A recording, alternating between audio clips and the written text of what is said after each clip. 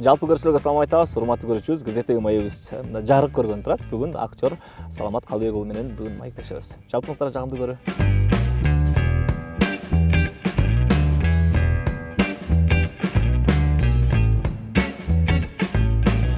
Урматтуу көрүүчүбүз, бүгүн чоочун киши менен таанышабыз. Жогоруда айткандай актер Саламат Калбек уулу дебедимби? Иним бүгүн агайын эдей бүгүн буюрса баарлашалы. Ооба. Ассаламу алейкум. Салам алейкум. Денсаулык жакшы? Жакшы. Аман эсенсиңби? Аман эсенбиз. Иштер кандай болот? Жакшы буюрса, шүгүр. Үй бүлө кандай? Үй бүлө да жакшы. Кечээ эле Оштон келе калдың? Кандай экен? Сый көрүп келдиңер? Ошко барып сый көрүп келдик. Негизи Ошко 3-жол барып атам. Ошону менен барган сайын бир ар кандай кызыктуу жерлерин көрүп келебиз. Биринчи барганда Ошту такыр көрбөй калгам.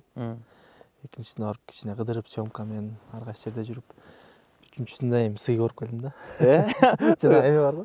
Кесип жеген самсы барбы? Ошону жедим да. Наконец. Сонун, бүгүнкү карманыбызды урматтуу көрүүчүбүз, баягы сөз түрү таанышуу иретинде баштайбыз. Анткени буга чейин маек берип жүргөн, бирок толук маек бул YouTube каналдарга чыга элек. Ошон үчүн таанышуу кылалы. Уруксат берсеңиз, өзүң бир тааныштырчы. Мен атым Саламат Калбек уулу.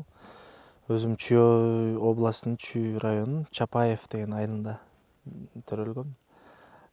Жашым 28-те, 6 бир туугандын 5-чисимин. Айылда 9-класска чейин окуп, 9-дан кийин музыкалык колледжге тапшыргам. Эң кызыгы аякта жакшы бүтпөй калгам. Эме болуп калды, биз эми ачылып сүйлөшөлү бул жерден. Мен 6-классыбызда атабыз өтүп кетип, анан биз эме болуп калды да, мындай айтканда самовыживанияга келип калдык да. Анан 9-ду бүтүп. Негизи мен эң башында мындай болгон. Ветврач болмокмун да мен. Аз эле калды эле. 9-ду бүтүп, анан өзүм атам ыр жазчу. Акын болчу да. Жакшы ырдачу өзү да анан. Григорьевка айыл аймагына келип калдык, достор. Жалпыңыздарга салам айтабыз, сиздерге сонун жаңылыгыбыз бар. Мына ушундай жаңылык, достор. Сайма Телекомдун зымдуу үй интернети Григорьевка айыл аймагына да келип жетти. Ким койдурган болсо, туташтырган болсо, аны комментарий бөлүгүнө жаза кетиңиз. Ал эми билелектерге сонун жаңылык. Эмне жаңылык экенин дагы сиздерге айтайын. Секундасына 100 мегабитке чейинки чексиз интернет, акыркы үлгүдөгү интерактивдүү теле көрсөтүүлөр бар. Анын баардыгын коштуруп, анын мүмкүнчүлүктөрүн өзүңүз байкап көрүңүз. Кинонун мыктысын жана жаңысын сиз үй кинотеатры Старт О кинодон көрө аласыз. Жана ошондой эле телеканалдарды онлайн башкарса болот. Жана YouTube'ду телевизордон көрө аласыз.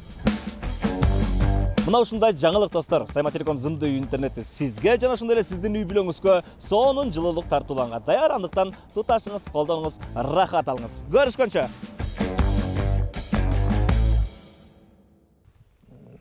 Анан атамдын бир таанышы бар, ошо музыкалык колледжде мугалим экен да. Анан ушул балаңардан бир нерсе чыгат, мен алып кетейин деп, мен ветврачка даярданып жүргөм ошо. Анан ошондо музыкалык колледжге алып кетти. Ошол жерде окуп, 1-курсту жакшы окудум мындай. Анан 2-курстан баштап иштеп кеттим да. Иштегенде дагы каякта дебейсиңерби? Заправкадачы. Экөө жүрүнө аябай жакын дегендейби? Заправкада машинага май куюп иштеп кеттип атат. Мындай айтканда үйрөнбөй калдым да эчтекени. Музыкалык жактан мындай аябай эчтеке үйрөнгөн жокмун. Мен кесибим боюнча фольклор болчу. Комузда черте албай калдым. Аякта мугалимдерди күнөөлөгөндөн эмес, өзүмдөн кетип калды, өзүм иштеп кеттим. Анан эптеп барып жүрүп, анын окууну бүтүп, анан эме болуп калды. Музыкалык окуу жайды бүттүм. Эми ырчы болбой калдым. Эмне кылам дедим. Анан ушу ойлонуп олтурдум көп. Үйгө да баргандан уялдым да мындай. Үйгө барып эмне дейм. Тууганырыктын сөзү. Анан апам болсо тарнабы, аны кыжалат кылбайын деп, актер болом дедим да. Актер болом деп, анан бир маалымат берип калышты, Кыргызрамга барсаң ушул жер жакшы окутат деп, анан Кыргызрамга келдим. Кыргызрамга да мен кеч келдим, сентябрга жакын келдим да. Биздин акыркыларда агайыбыз Тилегайды, Жумагазиев Тилегайыбыз дагы аябай мындай каардуу, сүрдүү киши го. Болду, албайсыз деп койду да. Албайсың, сен кечигип калдың деп. Анан эмне кылам деп, агай деп жалдырып атам. Агай, окуйм мен, аябай окуйм, кечикпейм. Бияктын тартиби башка. 3 күн кечиксең сен отчисление болсун деп аябай коркутуп койду да. 2 күн берем, сен мончалык монолог берди, 2 барак. Ушуну жаттап, тамчылай айтып, анан ырдап берсең алабыз деди да. Анан өмүрү жана анча баракты жаттап көрбөгөн жан. 2 барак монологду олтуруп алып, анан баскан турган жерин жатып деле жаттап, отуруп, туруп, тияка барып, бияка барып, эптеп мындай кирди да. Мындай сиңирдим өзүмө адам. Экзаменге барып. Мындай намыстанып атам да, ыйлagым келип өтпөй калсам эмне болот деп. Как раз эме болчу жана. Чыңгыз Айтматовдун жанагы эме чыгармасындагы Ак кемедеги Нургазында мен балык болуп сүзүп кетем деп ыйлаган жер. Ыйлап бердиң. Тилага бүтүп карап туруп. Эме ремонт кылабыз деди. Келесиң деди. Өлө сүйүнүп анан ошол жакта окуп кеттим.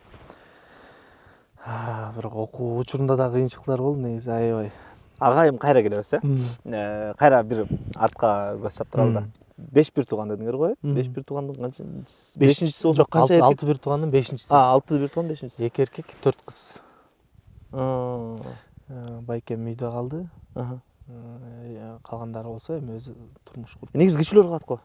Негизи кичүүлөр калат, анан мындай болот да. Байкем өзү техникага жакын трактор айдайт. Анан 8-класстан баштап эле айдап баштады го. Анан мен окууну бүтүп кеткен, ал окубай койду да. 9-ду бүтүп тапшырып кеттим анан. Айылда тыңырак деле оокат кылган жокмун да менчи. Анан байкем айттым, байке сен өзүң эле кал эми биякта. Жер берди иштеткен жакшы билесиң. Мен эмне кыла алам? Кетейин анда. Анан мейли деп ошентип кеңешип алып кете бергем үйдөн. 9-ду бүтүп эле сумканын астына алып 9-ду бүтүп алып чыгып кеткем үйдөн. Кыйынчылык болдубу? Атаңар каза болгондо. Менде мындай ой келген. Байкемди карап, үй бүлөнү карап, атам каза болуп калды, анан байкем эми жерди кантип иштетебиз депчи. Ушундай ой келген да, кантип сугарабыз эми депчи. Бирок эми башка түшсө байтал жорго деп коткан. Акырындан өздөштүрүп кеттик. Апаң эмне жумуш иштепти? Апам мектепте эме болчу. Мектеп окуучуларына тамак берип иштечү. Азыр салууда, мурун мен окуп жүргөндө иштечү да. Чуркап барып кирип туруп эле пирашкисин жеп кетчүмүн. Экөөбүз ушул жерлер окшош экен. Менде да ушундай болчу. Эртең менен киргенде эле плитканы күйгүзүп кой дейт мектептин столовойун. Ашканасын макулдайсың да күйгүзүп туруп эле мону сгущенканы бирөөнү бир ичип туруп анан кирмей да сабакка. Анысы жок. Кирген мүмкүн эмес болчу да. Адат болуп каткан. Меники да ошондой болчу. Жагандай кисель, компоттордун баары ичип кетчүмүн.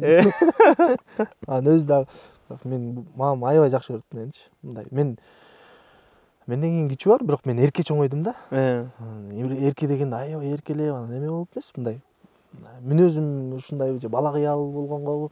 Мамам да мени карап бергелде эле барсаң, мынча бол, тыйынча бол, сабакка киресиң деп.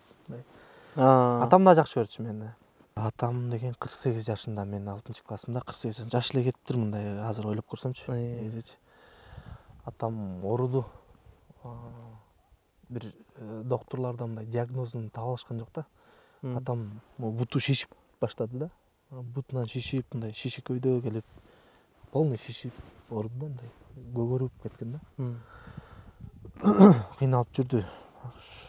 Атам каза болгондо да мен үйдө болбой калдым. Тайкелерим нарынга алып кетип калып, нарында да окуп чыккам мен. Окуп чыккам. Окугам, нарында отуруп чыккам дегенде эле угат экен. Нарында дагы 1 жылдай окудум. Эчки башы деген айылда. Эчки башта жүргөндө мындай болду да. Атам ооруп жүрчү анда. Мартта каза болду, ошондо апрелде мамам туулган күнү болчу. Анан айылдагылар негизи сезет экенсиң да, бир кызыктай боло берет экенсиң, мындай үй жакты карап эле ушинтип калгам. Үйдөгүлөр, тайкемдер жүр кеттик айылга, үйгө барабыз деп. Анда өлө сүйүнүп, эмнеге деп эле таң калып сурап калдым. тиги мамаңдын туулган апрелде да анан ошону эрте тосуп атыптыр деп. Макул деп келатып эле сүйүнүп келатам. Анан эме болуп атышат, мага мындай эме калтырып коюшту да, бир күмөн калтырып коюшту да, эмелер салып атат, кой салып атат, бир ыксыктай мага кийим алып берип, башкача да анан. Келатабыз, жолдон бир ай тосуп калды. Неме дейт, биз похоронго бартабыз деген угуп калдым да. Окот. Келип тайкем олтурганда эле айттым, похоронго эмне похоронго бартабыз? Ой, эми жок, бул ушинтип кетип калыш керек болот деп койду. Деп келатабыз анан биздики айылдан мындай поворот кылганда үй көрүнүп турат да. Үйдүн эшигин алдында мындай көчөбүз көрүнүп турат. Бурулганда эле боз үй турат үйдө. Неме болуп кетти. Ичинен эле сурап баштадым. Кичинекей баласың, эмне болду? Ким боз үй бул? Эмне болгон боз үйдө эле?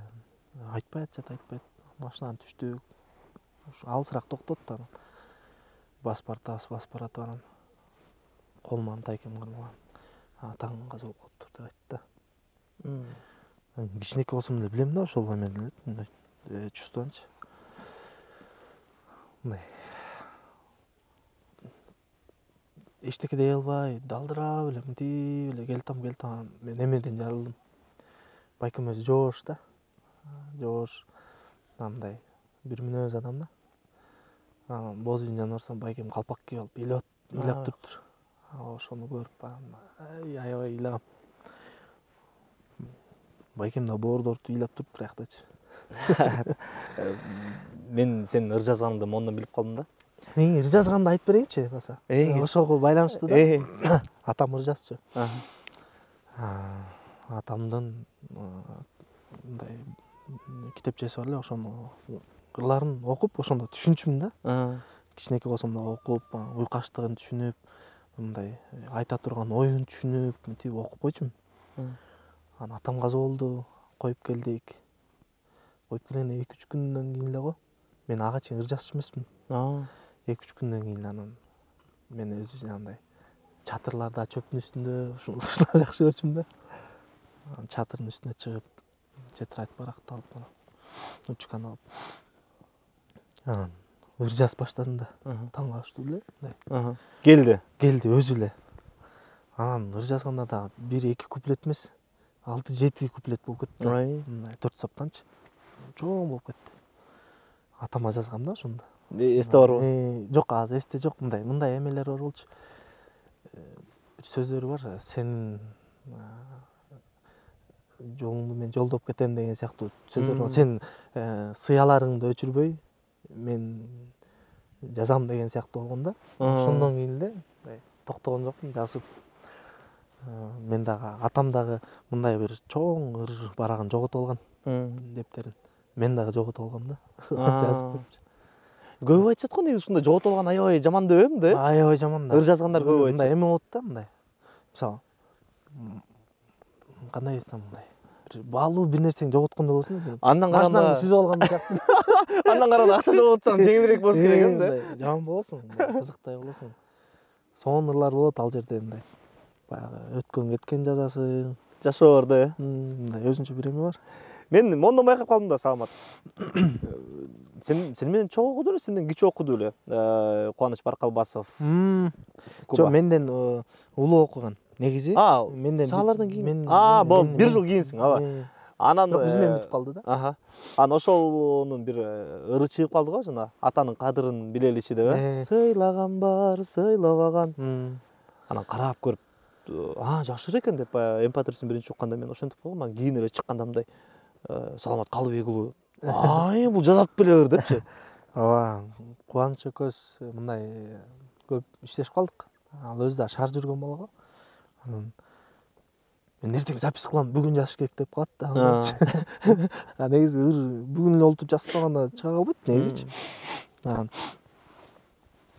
Кубаныч ошентип ата жөнүндө жазып аттым эле деп, анан мен дагы негизи атама мындай ушу мындай чоңоюп калган убакта ыр арнай элек болчумун да.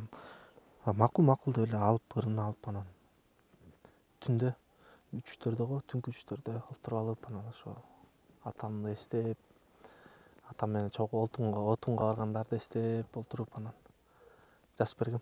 Бир куплетин окуп берсең. Изиңди улай турчу уулуң турат, караанын кадамыма берет кубат.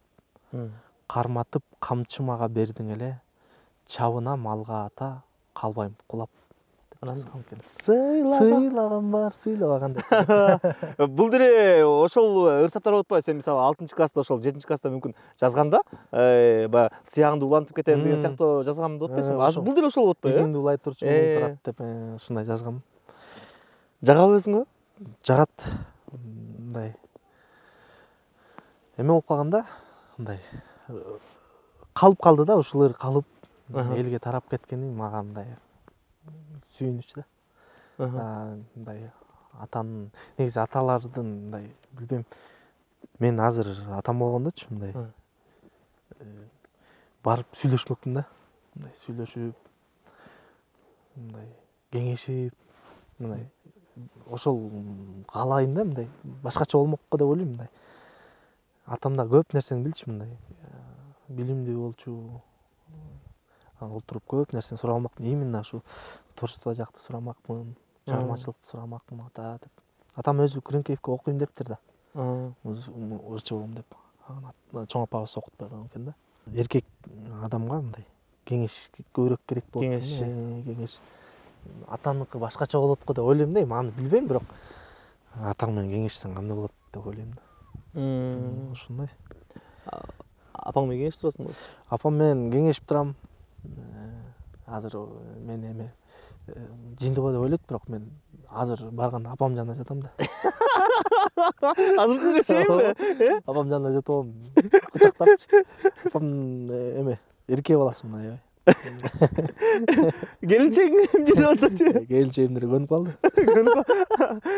Сонун жанына жатып алам. Ошо эме болуп калат экен. Атаң жокто апаңды аяп калат экенсиң да.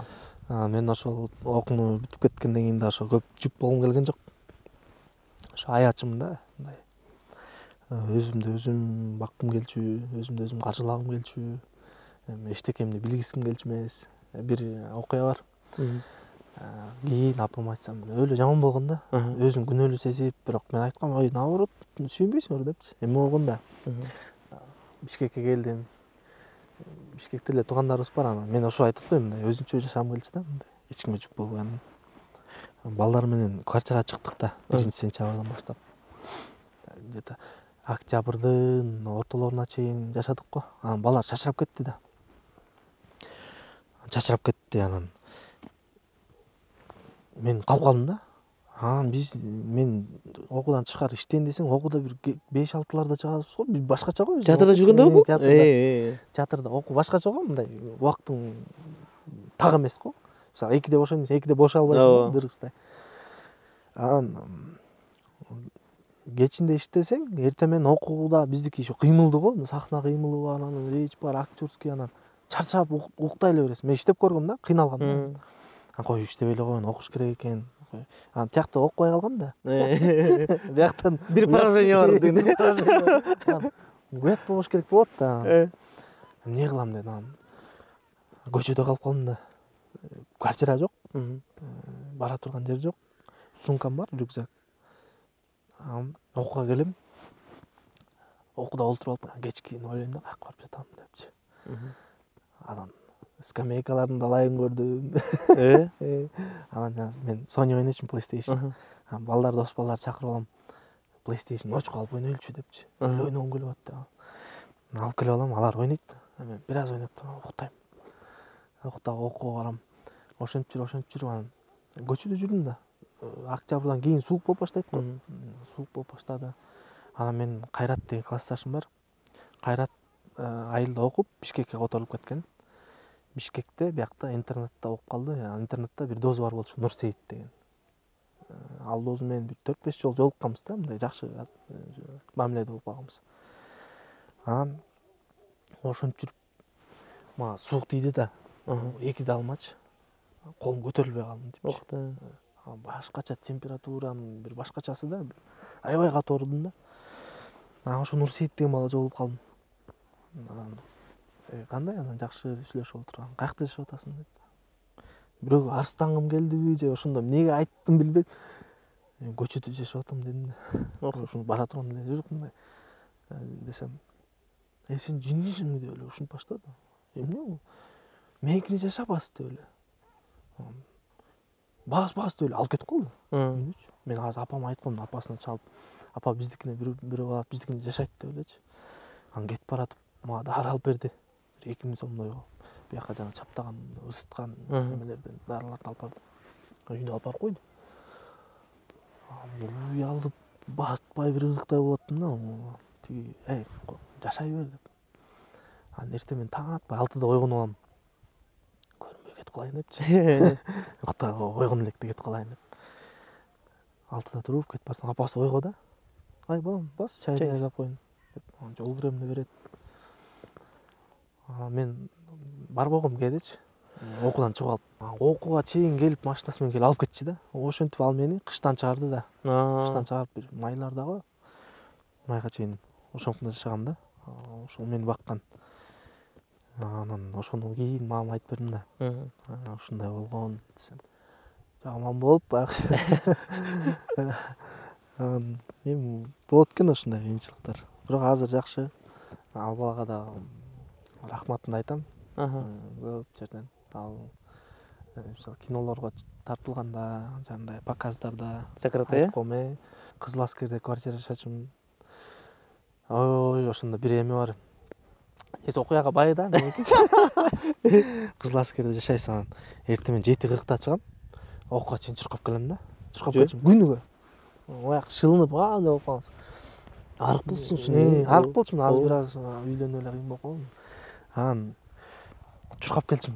Бир күн ойгонсом 7:50 болуп кетиптир да. Мен 20 мүнөт, 15 мүнөттө келчүм, анан 5 мүнөт жуунуп алып, салып кирип кетчүм да. Анан 7:50 болуп кетти. Аябай шашып ушул эле чыксам жан экен ишечи. Чуркап келтем. Аябай катуу чуркап келтем анан. Эми Кызыл Аскерден площадька чейин аябай эле алыс болуп калат, мындай айткандачы. Алыс эле болуп калат. Анан чуркап келтем. Анан шлагбаум жака жеткенде бир лайга тайып турган. Куладым да. Кийим лай да. Элдер карап калды анан. Мындай чыктым, бир аз карманып келдим да. Карманып чуркап келдим. Шлагбаумдун ылдыйкы көчөсү бар. Каяк болуп калат? Фрунзе болуп калабы? Ошол жака түштүм. Рыскуловго, ошол жака түшүп ыйлап чуркап келдим. Жаны билинбейт ыйлап аткан. Окууга келип, жуунган жерге келип анан жуунуп, кийимдерди жууп, анан жайып, тияка репетиционный кийимдерди кийип анан киргем да. Ушундай кызыктуу окуялар болду. Негизи кыйынчылык менен окудум, анан чыгып окууну бүтүп алдым да. Эң башкысы.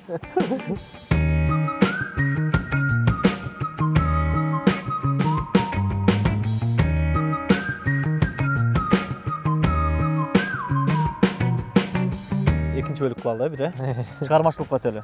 Бир гана чыгармачылык менен сүйлөшөлү. Анткени азыркы учурда бир канча тасмаларга тартылып жүрөсүң, буга чейин тартылып келгенсиң, бир канча клиптер бар сенин аткарууңда. Качан башталды? Эмне болуп башталды? Негизи мен 2-чи же 3-чү курсумда башталган. Эң биринчи Замир Жашасын уулу деген байкебиз эме тарткан. Бүтүрүүчү деген короткометражный фильм тарткан да. Ошону Замир тарттуу эле. Режиссер ушул болчу да. Ошол байкебиз тарткан.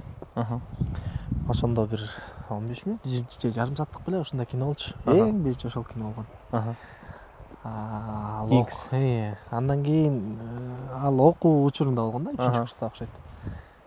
Анан окууну бүткөндөн кийин анан көп пауза болду бирок. Клиптерге түштүм, бирок киного көп түшкөн жокмун да. Кастингтерге барчумун, өтпөй калчумун. Ошол жаман Кастингге барасың, кандай кишилер өтөт кастингден деп эле, ойлонгон бойдон. Анда дагы иши эме эмес беле, билесизби?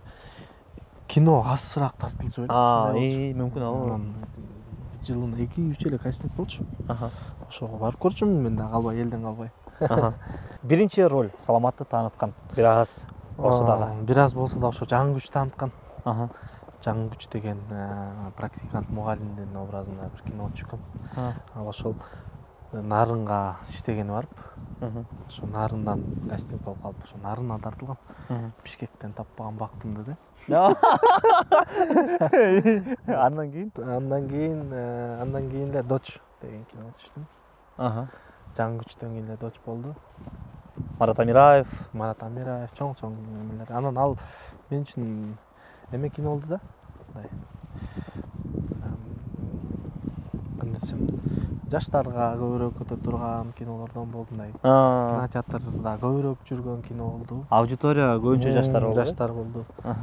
Биздин жаңы күч кино негизи кинотеатрга көп чыкпай калды да, өздөрү кандай бир эме болуп калды, бир нерсе болуп калды ушундай. Ашы Доч кеткен. Андан кийин Элес деген кино түштүм. Дочтон кийин Элес болду. Элес деген кинодон кийин ошо Элес бүтөр менен Чочун киши сериалга тартылдым. Азыркы YouTube'да кетип атат. Анан Чочун киши тартылып аткан учурда эле Разбой 2ге экөөнү параллельно тартылдым. Чочун кишиден чыга калып Разбойго барам. Разбойдон чыгып Чочун кишиге барып, ошентип экөөнү бүтүрдүм. мындай болуп калды да. Саламат. Театрда иштеп калдың. Токтоболдо. Буга чейин Нарын театрында иштешсиң. Андан кийин Чус театрына келдиң. Андан кийин анан Токтоболдо Абдымолов атындагы Кызыл Утук академиялык драма театрына келдиң. Азыркы учурда ал жакта да иштебейсиң.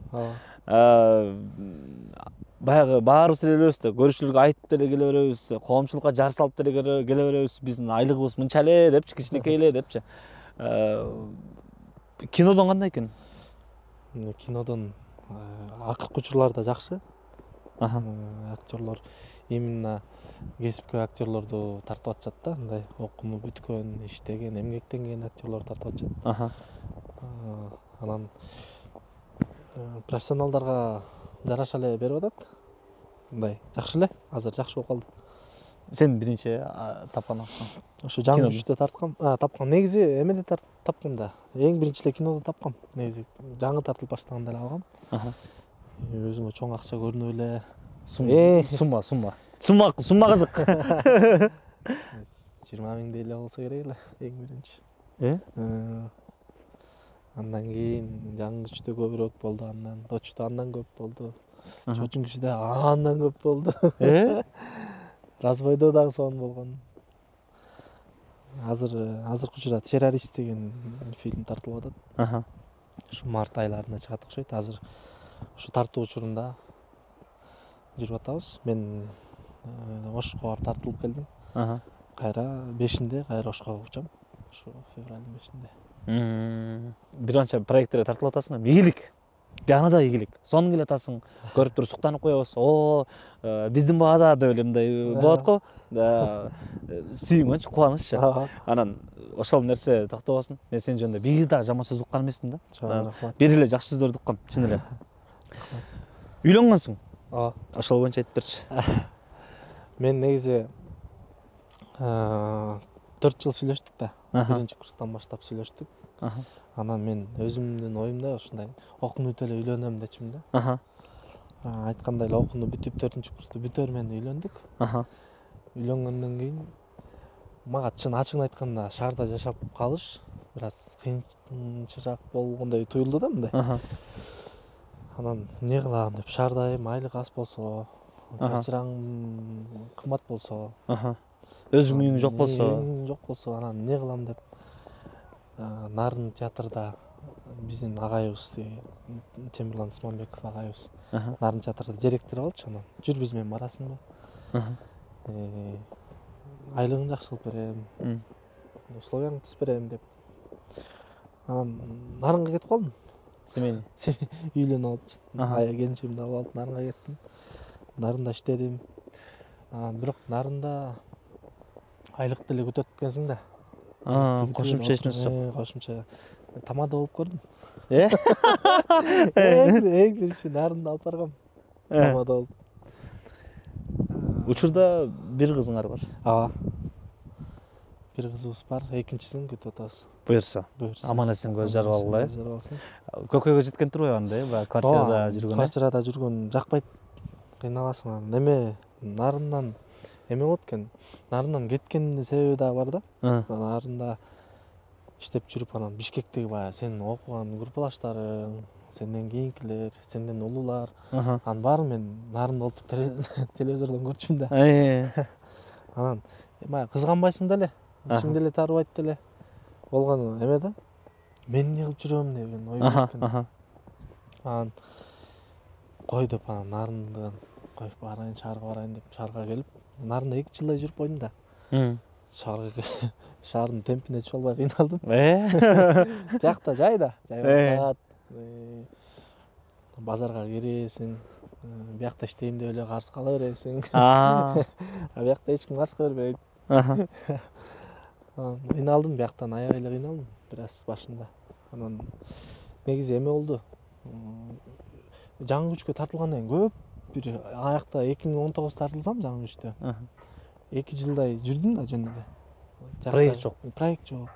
Кыйрап деле иштебейсиң. Тиякта биякта жүрдүм анан 2023 негизи 22ден 21ден башталды окшойт, кино көп тартылып баштады го аябай. Билбейм, мага ошондой сезилди да, көп тартылып баштады. Анан 23-жылы буюрса көрөсүң деп келинчим айтып атам да, мен бир киного тартылам депчи. Бирок өзүң деле билбейсиң эмне экенин. Бирок кайсы кино, эмне кино экенин деле билбейм. 23-жылы ошо Дочко чакырып калышты. Жаңыш байке ошо жаңы күч деген кинону көргөн. Анан ошондон көрүп. Жаңыш Майер. Жаңыш Майер байкебиз ошол кинону көрүп, мени көрүп, анан жактырып калыптыр. Анан барсам ушундай сценарий, ушундай дейт, ойнойсуңбу деп. Анан ойнойм дедим, аябай кызыгам деп. Ошентип ойноп калдым, 23 тартылдым, анан ошондон кийин кетти. Ошондон кийин тартылып атам азыр. Жакшы мындай 23-жылы тынган жокмун, жайыма эс алган да жокмун. Жалаң эле проектте жүрдүм да. Сон үзүлбөй эле койсунчу, токтобой эле койсунчу, мындай. Кичине токтоп калса эле чыгармачылык ишлер да башталат го. Мен бүттү, ушу менен эле бүттү, ушунчалык эле деп мындай өзүчө ойлонгон учурлар болуп калат го. Жеке өзүмдөчү саламат мындай үйлөнгөндө мен да аябай кыйналгам да. Мен экөөбүздүн ушул жерлерибиз окшош негизичи. Азыркы күнгө чейин эле мындай бар да экөөбүздүн окшоштарыбызчы. Бар. Ой, мен 4,5 миң айлык алчумун. Квартирам 8,5 миң болчу. Анан элестет көрсөң ошондой жерде болчу. Анан общагада жашачумун, анда билгендер бар, Восток 5-та. Анан ошентип жашап жүрүп баягы үйгө киргим келбей калат да. Үйгө баргым келбей калат го. Болду беле ушундай. Менде бир эме болгон, ал нарында болгон да. Менде бир окуя болгон. Аябай намыстангам да ошондо. Эме болот. Биз барганда бир квартира чыкканбыз да. Ал квартирада жана частьта иштеген кишилер жашайт экен да. Анан частьта бир текшерүү болгонбу, анан силер чыгып тургула. Биз өзүбүз биякта болушубуз керек. Анткени үйдө ошо эси болуш керек экен деп бизди кыш камал чыгарып салды да. Кышында нарын эми суук. Анан чыктык. Квартира издеп жүрдүм. Анан театрдын жанында бир барачный типтеги бир үй бар. Анан ошол үйгө келдик. Анан ат башыда мен келинчегимдин эжеси бар. Кайнэжебиз болот. Анан ат башыга айттым, сен ат башыга барып тур анда. Биякты мен азыр обогреватель сайып коеюн. Кирсек, көчүп келдик. Кирсек аябай суук да, муздак, дубалдан муздак ушундай. Анан жылытып сайып коеюн, мен өзүм театрда жашап турайын. Сен 1-2 күнгө барып кел деп. Макул деп ал кетти. 1-2 күндөн кийин келди. Анан баягы үйгө кирсек жылыбайт. Муздак дагы эле. Анан кийин макул деп, сен жыйыштыра бер деп келинчегим калды. Мен обедте келем дедим, театрга кирип кеттим. Анан обедте келип туруп мынтип эшикти ачып, эшикке баш бакканда эле мен көрүндүм, бир ушундай бир кызыктай картина көрүндү. Келинчегим калың куртка кийип алган, башына топу кийип алган, кызымды төшөккө ороп туруп, төшөктүн үстүнө жаткырып турган, жерге, столубуз да жок да.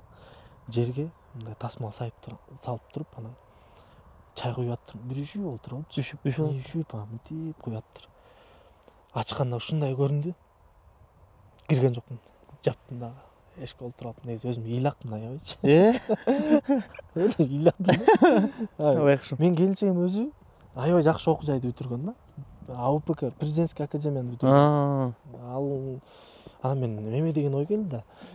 Ушундай билимдүү кызды алып алып, мен ушинтип кордоп коембу деген ой келди да. Анан өлө намыстанып анан жиним келип театрга бардым мен. Усулай коюп берем деп эле. Ошондон кийин эме болуп калдым, көкөйгө тийип кетти. Кыйналып, квартира болуп. Анан артынан кетип калдым. Келинчегиме рахмат айтам, аябай түшүндү да, көтөрүп кетти. Элестетти эле өзү деле ушундай билимди окуп алып, анан мен менен нарынга ээрчип кетип атат. Ал жерде жанагындай кыйынчылыктарды чогуу көрүп атат. Аябай түшүндү да, мени колдоп кетти. Азыркыга чейин колдойт. Керек болсо мен кыздар менен көп тартылып калам го киного. Мен тартылганда эле ушу кыз жандап калат да, менин жанымдачы.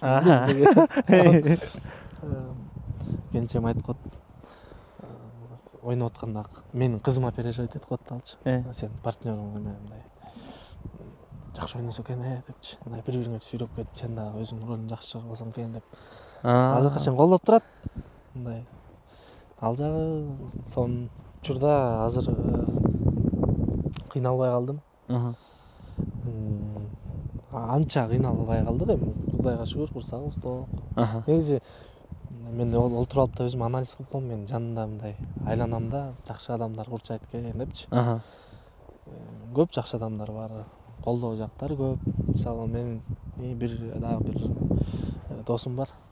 Кайрат деген. Ошол классташым.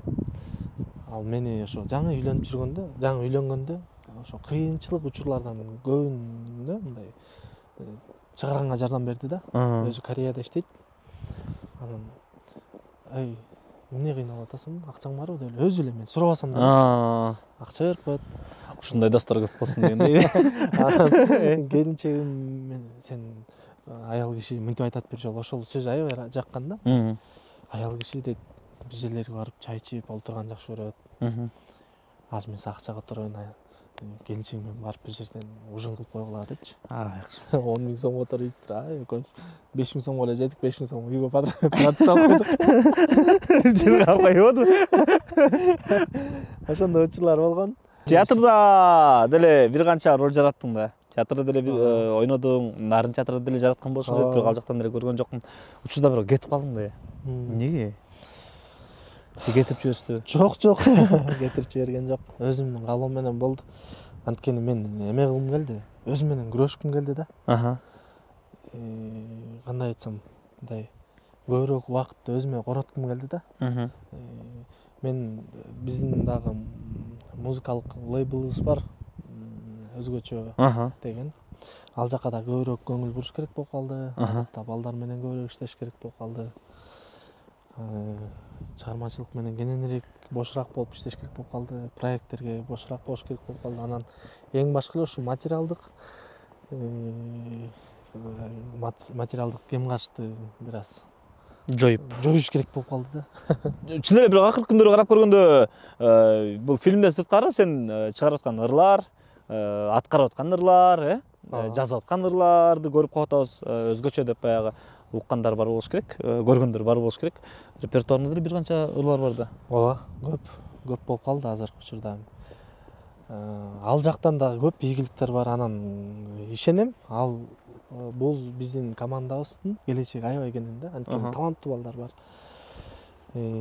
Биздин чыгарып аткан ырлар биз мындай экен да, кандай кыялдансак ошондой берет экен да. Биз ошол өзгөчөнү ушундай кыялданчубуз, бир чоң площадкаларда ырдасак, чоң жерлерди спать этсек деп. Анан айткандай эле жанагы биз футболго жазганбыз. Акшумкарларга ыр жазганбыз. Аны Барселона жанагы академиясы ачылганда жанагы легендалар келди го. Ошондо стадионго барып ырдаганбыз. Лаки деген дос балабыз бар, Нурболот аты. Ошол экөөбүз ырдаганбыз. Көп жерлерге чыктык, тиктоктордон аябай көп кетип атат. Жанагы биздин бир ырыбыз аны ойлойт экен, тиги Атабеков ырдайт депчи. Кайсы? Мен ойлойм сени эстейм, ойгонуп таттуу уйкуда, сенден алыс кетпейм деген ырды биз ырдайбыз негизи. Ал биздики. Биздики мындай экен да. Бетибиз тааныбайт экен да. Биз аны интернетке, тиктокко чыгарып коюп эле анан деп мен ырдап киргизип калсам, ой сиз ырдайсызбы деп таң калып калышат. Өткөндө бир тойго барып калат байшы. Аябай жакшы. Тойго бир Америкада бир врачкабыз бар. Ал бала ушул ырды ырдап берип коесузбу, мен иним үйлөнүп атты эле деп. Барып барып анан ырдадык. Ошол ырды свадьба экен, анан жаштар жээк жакта отурат го, сахнага жакыныраак жерде. Анан музыка башталды. Анан мен ойлойм сени эстейм десе. Таң калып атпайбы? Үчөөбүз деле биз кыйратып деле аябай жаркылдаган кийим кийип барган жокпуз да. Мындай эле кепка кийип алып эле мынтип эле бардык. Барып ырдасак таң калыш видеого тартып, анан бирөө чуркап келип калыптыр. Силер ырдайт белеңер, дагы бири ырдап койгулачы деп. Экинчи кайра эле ошол ырдырды. Анан жок биз кете берели, шашып атабыз деп эле кетип калдык. Буюрса эми Саке, ийгилик Чоң рахмат. Чын эле аябай сүйүнөбүз го. Эми ар бир кесиптин эле ээлери өзүнүн тармагынын мыктысы боло берсин. Ошол эле учурда сен деле бул чыгармачыл жаатта, кино тармагында, театр тармагында жаратып келген ролдоруңду билишет, сен кандай адам экениңди билишет. Мен деле билем. Анан жогоруда айткандай эле бир жаман сөзүбүз жок. Мындай артыңдан бир жаман сөз ээрчибейт го.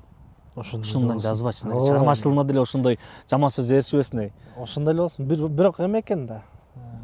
Баягы жанагынын баарын көрүп, ачка токту көргөн бала мындай, билбейм, көп кеткенге кандай көп кетет болду экен деп ойлойм да. Жашаган жериң общага болуп атса, көпкөнгө да акың жок го. Кантип? Биздин акыбыз жок. Биздин акыбыз жок. Ийгилик каалайм Саке. Рахмат. Жыйынтыктап берчи. Көрүшөлгө эмне айтасың? Не дейт элем? Жерибизде тынчтык болсун, элибизде токчулук болсун, молчулук болсун. Анан эми бул интервьюда деле жакшы нерселер айтылды. Анан баягы Керектүүсүн алып, кереги жогун катып коюп, анан жанагындай кыйынчылыктар болот атпайбы? Окууда кыйынчылыктар болду, тиякта болду, биякта болду. Анан жаштар ошондой эле курч болуш керек. Эң башкысы ишенич керек экен. Ишенип, кандай кыялдансаң ошондой кыялдар болот экен, ордуналат экен. Сабыр керек экен эң башкысы. Биз мындай азыр жаштар эме го. Сразу эле болуп кеткенин каалайбыз го. Бат эле да. Үй болуп кеткен, сразу эле машина болуп кеткен. Бирок ал убактысы келбейинче болбойт экен да. Анан акырындык менен эле кыймылдай берели. Эмелектен элибизде тынчтык болсун. Чоң рахмат келип берген. Чоң рахмат. Чоң рахмат. Иштей берели, Иштей берели. Силер да жакшы иштеп атасыңар. Рахмат чоң рахмат. Урматтуу көрүүчүбүз, биз жыйынтайбыз. Сөз түрдө буга чейин бир канча клип, кинолордон, мүмкүн театрга келип көрүп калгансыз. Саламатты көрүп жүргөн болсоңуз, анын ким экенин да мындай кененирээк маалымат албай жүргөн болсоңуз, бир аз болсо да чагылдырып бергенге аракет кылдык. Жалпыңыздарга рахмат, биз менен бирге болгонуңуздарга. Кийинкилерден көрүшкөнчө аман эсен туруңуздар. Жак кетелем кайра.